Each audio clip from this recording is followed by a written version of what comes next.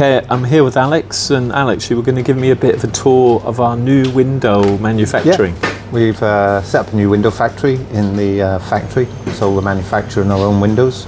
I'll take you and we'll have a look on the long walk through the factory. So it might get a bit noisy. Oh, it's not too bad. So presumably there's a cost saving to manufacturing your windows?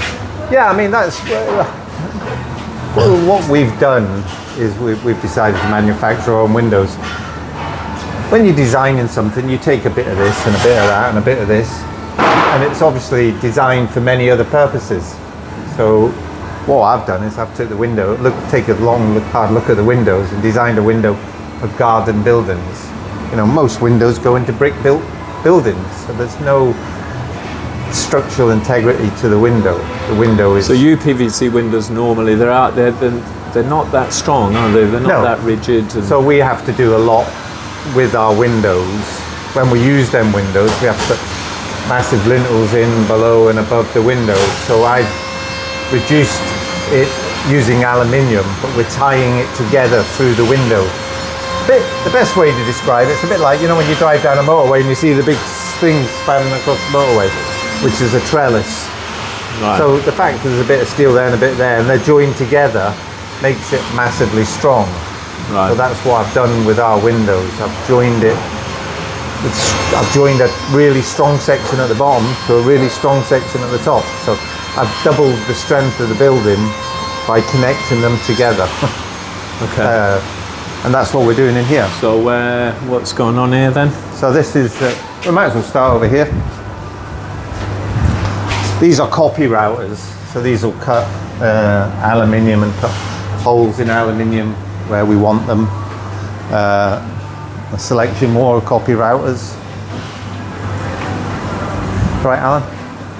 And then, so There's a few bits of kit then, isn't there? Yeah, so this is where the profile comes into us. So it's stored out in the warehouse, and then we bring it into this part of the warehouse, and then it is all cut here. So it'll be processed straight away. Yeah, put into trolleys, then drainage and door locks are added. Through here, you're used to being on the telly. You're in a band. So this is Alan, our window man.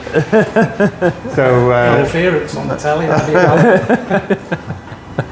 Alan has been working in the window industry. How many years, Alan? 40.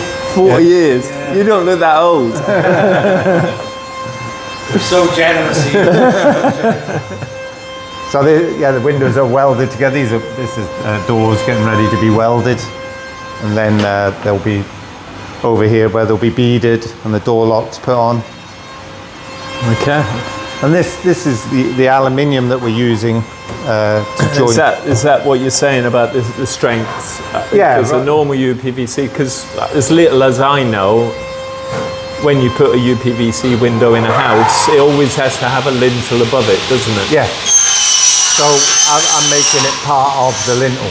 Right. So I've joined it together, which people have asked why, but we don't make houses, we make garden studios. So we're using the window as part of the structural integrity rather than all the structural integrity being around it, and then you just put the window in. So what you're saying is the fact that you are you're manufacturing your own windows, it's changed the perspective of why is a window the way it is. Yeah.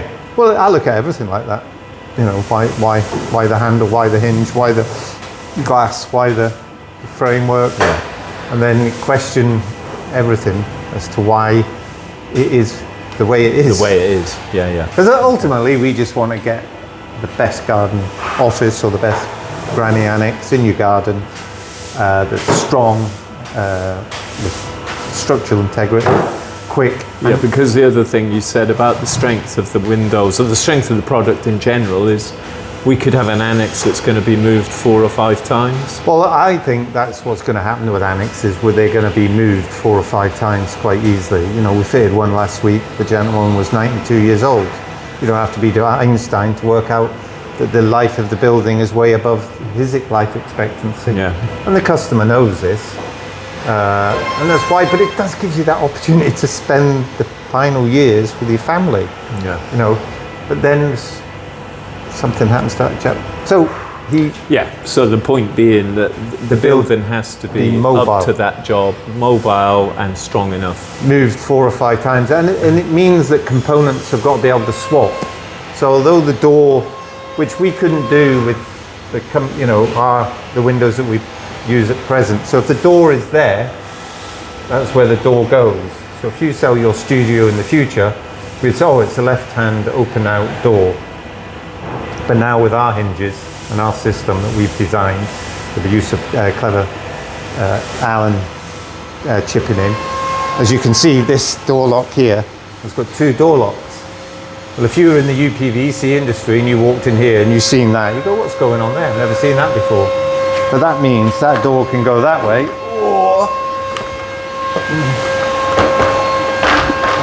or that way. So when we put our hinge on, which we go there, there and there, so if you move your studio in the future, you won't be handicapped by the fact that the door's in the wrong position, because we can just You can move the door move anywhere. it to wherever we want. Right. Remember, it's a mobile building that is going to, today is meeting your needs, but might go and meet somebody else's needs, which might need a bit of adjustment. Yeah. The windows They might go have in a tree in the way of where the door was going to Yeah. go. Or, as we turn up to customers and they'll have a bush in the way of the door, and they're, oh, my granddad planted that, 20 years ago. You can't move Or that. want to move the bush. Yeah. Yeah. Or, yeah. Yeah, so this way it means your building has a greater second-hand value. Yeah. Great. Okay, that's a big help. Thank you.